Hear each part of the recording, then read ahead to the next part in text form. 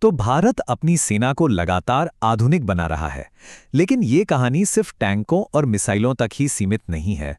नहीं, ये कहानी है एक उभरती हुई ग्लोबल पावर की, जो अब दुनिया के मंच पर अपनी जगह अपनी शर्तों पर बना रही है।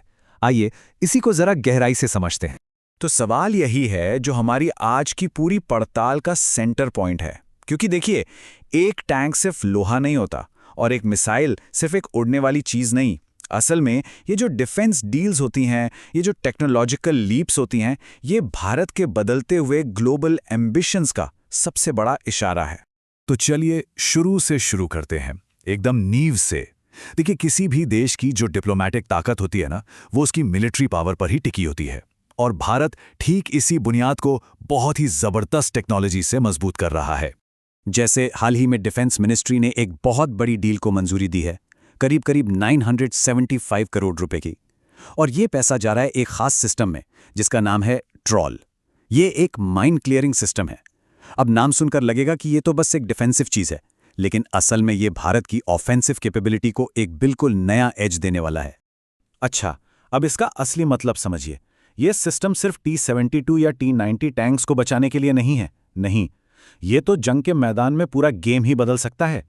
सोचिए, दुश्मन ने माइंस का पूरा जाल बिछा रखा है और भारतीय सेना इस सिस्टम की मदद से उस जाल को चीरकर दोगुनी तेजी से आगे बढ़ सकती है। और आज की लड़ाई में स्पीड ही सब कुछ है।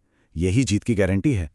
लेकिन एक तरफ जहां भारत जमीन पर तैयारी कर रहा है, वहीं आसमान में एक और भी बड़ी चुनौती तैयार हो रही है, और वो है हाइपरसोनिक मिसाइलें। ये हथियार इतने ज्यादा तेज हैं कि दुनिया के सबसे एडवांस डिफेंस सिस्टम भी इनके सामने लगभग बेबस से लगते हैं। और इसी चुनौती का भारत की तरफ से जवाब है दृष्टि। अब ये कोई नॉर्मल डिफेंस सिस्टम नहीं है, बल्कि ये आर्टिफिशियल इंटेलिजेंस यानी AI की पावर से एक स्वदेशी कवच बनाने का एक बहुत ही एम्बिशियस प्रोजेक्ट है। और ये इस बात का सबसे बड़ा सबूत है कि भारत अब सिर्फ हथियार खरीदने वाला देश नहीं, बल्कि भविष्य की वॉर टेक्नोलॉजी बनाने वाला देश बनना चाहता है। तो नई टेक्नोलॉजी हासिल करना एक बात है, लेकिन उसे हर हालात में, हर मौसम में असरदार तरीके से इस्तेमाल कर पाना वो बिल्कुल दूसरी बात है। अब हम ये देखेंगे कि भारत अपनी सेना को 24/7 रेडी रहने के लिए कैसे तैयार कर रहा है। यहाँ पे स्ट्रैटेजी में एक बहुत बड़ा बदलाव नजर आता है। उत्तर प्रदेश में एक हाईवे को इमरजेंसी लैंडिंग स्ट्रिप की तरह इस्तेमाल करना, ये सिर्फ एक ड्रिल नहीं है। इसका सीधा सीधा मतलब ये है कि अगर जंग के दौरान दुश्मन हमारे मेन एयरबेस पर हमला करता है, तो भी हमारे Su-30 MKR और मिराज 2000 जैसे फाइटर जेट्स हाईवे से ही उड़ान भर सकते हैं और ऑपरेशन जारी रख सकते हैं। ये एक जबरदस्त गेम चेंजिंग फ्लेक्सिबिलिटी है। जमीन पर इस फ्लेक्सिबिलिटी के साथ साथ भारत आसमान में अपने सबसे मजबूत कवच S-400 मिसाइल डिफेंस सिस्टम को और भी ज्यादा ताकतवर बना रहा है। और ये कोई रूटीन मेंटेनेंस नहीं है, बल्कि इसे भविष्य के उन खतरों के लिए तैयार किया जा रहा है जो आज हमारे सामने खड़े हैं। ये अपग्रेड्स आज के वॉरफेयर की हकीकत बताते हैं। पहला, एंटी ड्रोन कैपेबिलिटी, जो सस्ते लेकिन बहुत ही खतरनाक ड्रोन हमलों से बचाएगी। और दूसरा, AWAS के साथ इसका इंटीग्रेशन। AWAS मतलब आसमान में हमारी आंखें। ये दोनों मिलकर ये पक्का करेंगे कि पूरा डिफेंस नेटवर्क एक दिमाग की तरह काम करे, जिससे भारत का एयर स्पेस पहले से कहीं ज्यादा सुरक्षित हो जाएगा।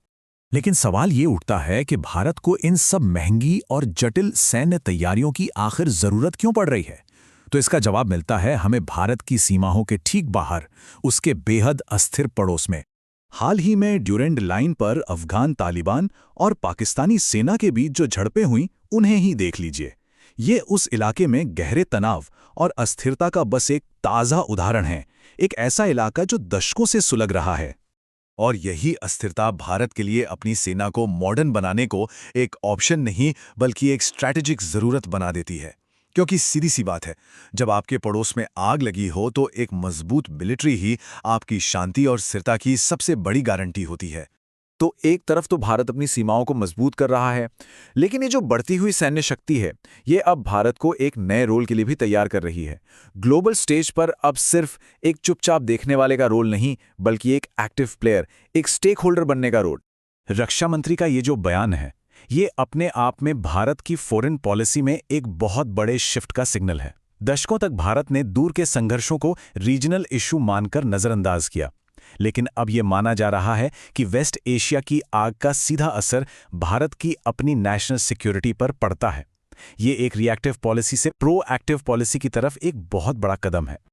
और ये बदलाव सिर्फ बातों में नहीं है, ये भारत के ग्लोबल पोस्चर में भी साफ साफ दिख रहा है। वो जमाना अब पीछे छूट गया है जब भारत दुनिया के झगड़ों पर चुपचाप नजर रखता था। आज का भारत एक जिम्मेदार ग्लोबल स्टेक होल्डर के तौर पर अपनी भूमिका निभाने को तैयार है। इस बदलाव को हम भारत की फॉरेन पॉलिसी के 3 फेजेस में समझ सकते हैं। पहले था नॉन अलाइनमेंट यानी गुटनिरपेक्षता का दौर, जब भारत किसी भी पावर ब्लॉक से दूरी रखता था। आज हम मल्टी अलाइनमेंट के दौर में हैं, जहां भारत अमेरिका, रूस और बाकी सभी बड़ी शक्तियों के साथ अपने इंटरेस्ट के हिसाब से रिश्ते बनाता है। और इसका अगला कदम है एक्टिव डिप्लोमेसी को अपनाना। तो कुल मिलाकर तस्वीर ये बन रही है, अपनी बढ़ती हुई मिलिट्री और इकोनॉमिक ताकत के दम पर भारत अब दुनिया में एक नए रोल के लिए तैयार है, एक पीस मीडिएटर यानी शांति मध्यस्थ का। ये समझते हुए कि वेस्ट एशिया जैसे इलाकों में तनाव का सीधा असर भारत पर पड़ता है, भारत अब प्रॉब्लम से दूर भागने के बजाय सॉल्यूशन का हिस्सा बनने की तरफ बढ़ रहा है। और यही बात हमें आज के सबसे बड़े सवाल पे ले आती है। हमने देखा कि भारत की मिलिट्री और डिप्लोमेटिक ताकत दोनों बढ़ रही हैं। ये तो तय है कि भारत एक बड़ी ग्लोबल पावर बन रहा है, लेकिन असली सवाल ये नहीं है कि भारत पावर बनेगा या नहीं। असली सवाल ये है कि वो अपनी इस नई ताकत का इस्तेमाल करके किस तरह का ग्लोबल प्लेयर बनना चाहेगा। इस सवाल का जवाब ही आने वाले दशकों में दुनिया का भविष्य तय करेगा।